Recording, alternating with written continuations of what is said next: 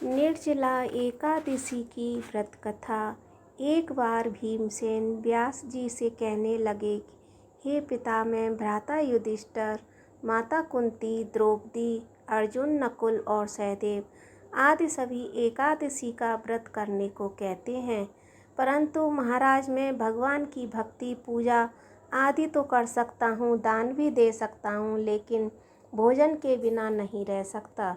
इस पर व्यास जी कहते हैं, हे भीमसेन, यदि तुम नरक को बुरा और स्वर्ग को अच्छा समझते हो तो प्रत्येक मास की दोनों एकादशियों को अन्न मत खाया करो। इस पर भीम बोले, हे पितामह, मैं तो पहले ही कह चुका हूँ कि मैं भूख सहन नहीं कर सकता। यदि वर्ष भर में कोई भी एक व्रत हो तो मैं वह रख सकता हूँ, क्योंकि मेरे पेट में वक्र नामक अग्नि है, जिसके कारण मैं भोजन के बिना नहीं रह सकता।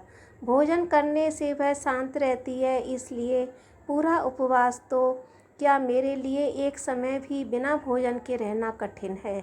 अतः आप मुझे कोई ऐसा व्रत बताइए जो वर्ष में केवल एक बार ही करना पड़े और मुझे स्वर्ग की प्राप्ति हो जाए।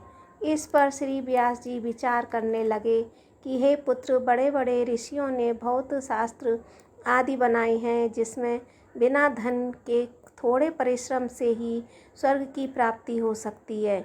इसी प्रकार शास्त्रों में दोनों पक्षों की एकादशी का व्रत मुक्ति के लिए रखा जाता है।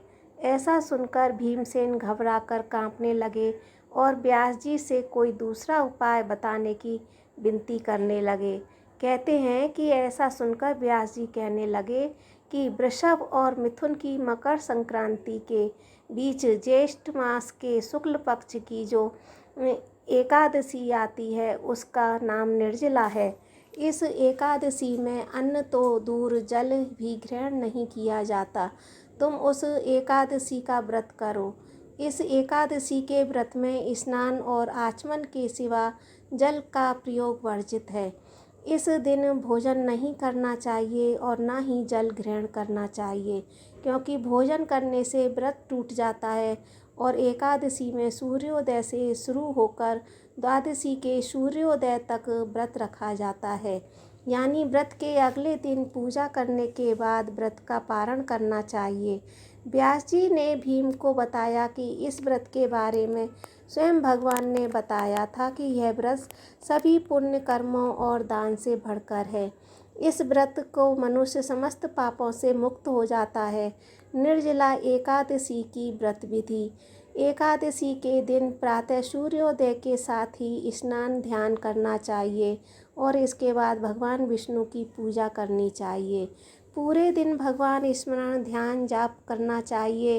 पूरे दिन और एक रात व्रत रखने के बाद अगली सुबह सूर्योदय के बाद पूजा करके गरीबों, ब्राह्मण को दान या भोजन कराना चाहिए। इसके बाद खुद भी भगवान का भोग लगाकर प्रसाद लेना चाहिए। यह व्रत वर्ष में एक बार आता है। मान्यता है कि इस व्रत को श्रद्धापूर्वक करने वाले मनुष्य को स्वर्ग की प्राप्ति होती है।